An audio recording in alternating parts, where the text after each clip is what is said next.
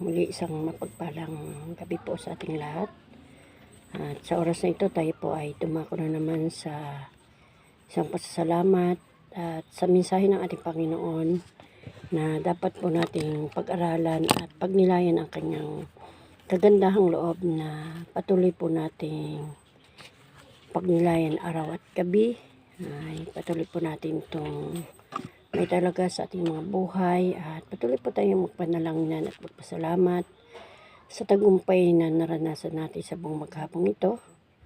At bagamat maghapong nag-uumambon at nag-uumulan, nawa ang pag-ingat ng Panginoong Diyos ay laging sumagana sa ating lahat.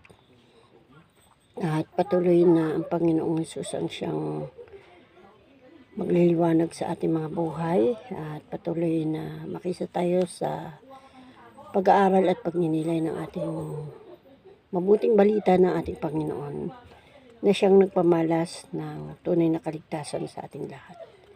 Na atin siyang masumpungan sa ating buhay. Sige po, tayo po ay patuloy na magnilay ng kanyang mensahe sa Thessalonica Kabanata 1 Thessalonica Kabanata 5, 16, sabi ay 17. Palagi kayong manalangin at magpasalamat kayo sa Diyos sa lahat ng pagkakataon, sapagkat ito ang kalooban ng Diyos para sa inyong pakikipag-isa kay Kristo. Amen.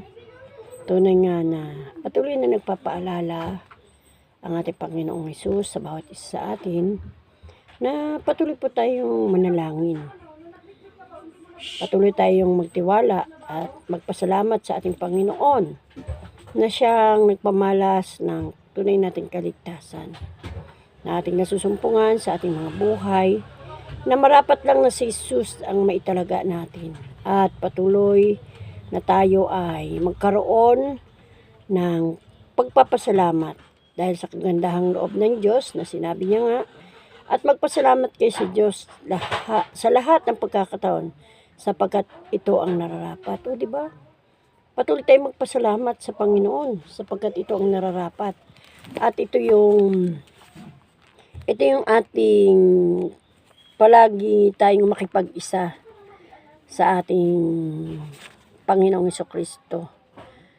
Na lubusan tayong magbigay ng tunay na pakikipag-isa sa gantong mga pag-aaral ng salita ng Panginoon sapagkat minarapat niya na tayo ay makibahagi sa kanyang mabuting balita na siyang magpamalas at nagbibigay daan upang tayo ay magkaroon ng tunay na ating pananalig at pananampalataya. Patuloy po tayong makiisa sa ating panalangin sa pag-aaral ng kanyang mabuting balita na siyang nagpamalas ng tunay nating kaligtasan. Sabi nga sa Hebreo, Kabanata 11:1, ang pananampalataya ay katiyakan na mangyayari ang ating mga inaasahan at paninindigan tungkol sa mga bagay na hindi natin nakikita. Amen.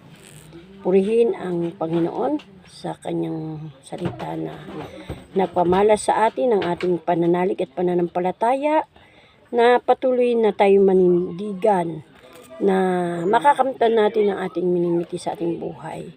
Kung tayo ay patuloy na mananalig at mananampalataya at magpasakop sa kanyang layunin na magtalaga po tayo ng oras at panahon sa ating pakikiisa sa gawain ito. Na tayo ay maging kabahagi ng mensahe ng ating Panginoong Hesus na siyang magpamalas ng tunay nating kaligtasan na ating masumpungan sa ating dakilang Panginoong Hesus ang tunay nating pananalig at pananampalataya upang anumang ating minimiti sa ating buhay ay ating makamtan. Sa biyaya at pagpapala ng Panginoon, natamasa natin ang tunay na kaligtasan at natamasa natin ang pananalig at pananampalatay lumaganap sa ating lahat. Kaya sa oras na ito, patuloy po natin kalugdan ang mabuting balita na siyang nagpamalas ng tunay nating daan na dakilang kaligtasan na ating nasumpungan na tayo ay matutong manalig at manampalataya at makamtan natin ang ating mga inaasahan na pinaging matagumpay niya tayo at pinaging ligtas sa anumang bagay na ating ginagawa sa ating mga buhay. Kaya pagpalain po ang bawat isa at patuloy na maitaas si Lord at makita at mahayag at madakila sa gabing ito at siya'y mapasalamatan at mapapurihan at tunay na ang kagalakan natin ay mangyari na tayo makiisa at makibahagi sa mensahe na ating pinagdinilayan na bilang isang dakilang ating pananalig at pananampalataya na makamtan natin ang mga bagay na ating minimiti sa ating buhay at marapat na sa ating Panginoon natin ilagak ang the best na pasasalamat. Kaya ang mga buting balita ng Diyos ay ang kapahiyagan na siyang magtatamasa ng ating kaligtasan. Kaya magandang gabi at patuloy na tayo ay magpanalanginan sa isa't isa. Dahil ito yung magdadala sa atin sa tunay na kaligtasan at tagumpay na ating naranasan sa buong maghapong ito. Kaya patuloy lang po at kapit at magtiwala sa ating Panginoon. At huwag bibitiw sa pananalig at pananampalataya. At patuloy na makamtan at ma-achieve natin ang tunay na tagumpay na naranasan natin. Dahil may Diyos tayo na ating pinagkatiwalaan sa lahat ng bagay. Salamat po and thank you for watching and God bless. Shout out po sa inyong lahat and happy Thursday ba? Opo, happy Tuesday po sa ating lahat. God bless you all and magandang gabi po. Kay Lord ang papuri at pasalamat at parangal sa gabing ito.